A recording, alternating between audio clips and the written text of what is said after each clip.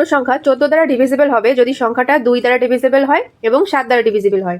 দেখো একটা সংখ্যা নিচ্ছি 4 7 8 8।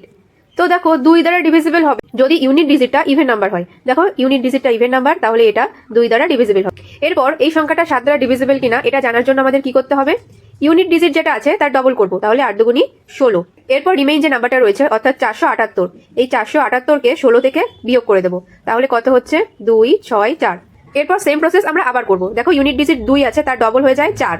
এরপর যে রিমেইন নাম্বারটা আছে 46, এটা 4 থেকে বিয়োগ করে দেবো, তাহলে হচ্ছে 42। তো 42 অবশ্যই 7 দ্বারা ডিভিজিবল, 6 7 42। তো আমরা বলতে পারি এই নাম্বারটা 7 দ্বারা ডিভিজিবল এবং 2 দ্বারা ডিভিজিবল, তো এই নাম্বারটা 14 দ্বারাও ডিভিজিবল হবে। এরপর দেখো কোনো নাম্বার 15 দ্বারা ডিভিজিবল হবে যদি নাম্বারটা 3 দ্বারা ডিভিজিবল হয় এবং 5 দ্বারা ডিভিজিবল হয়। তো একটা নাম্বার নিচ্ছি, ধরো 1 2 9 2 7 0। এই নাম্বারটা 5 দ্বারা ডিভিজিবল কারণ ইউনিট ডিজিট 0 আছে, এবং দেখো এটা সাম করলে যেটা বেরোচ্ছে সেটা 3 দ্বারা ডিভিজিবল, সেই কারণে আমরা বলতে পারি এটা 15 দ্বারা ডিভিজিবল।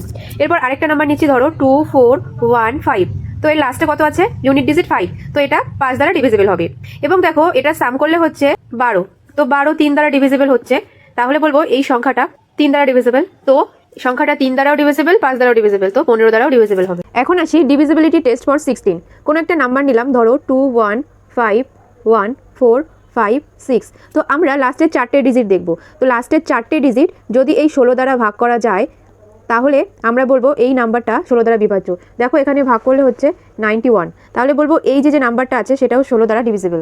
তো আজকের ভিডিও এই পর্যন্ত, দেখা হচ্ছে নেক্সট পার্টে। থ্যাংক ইউ, ভালো লাগলে সাবস্ক্রাইব করো।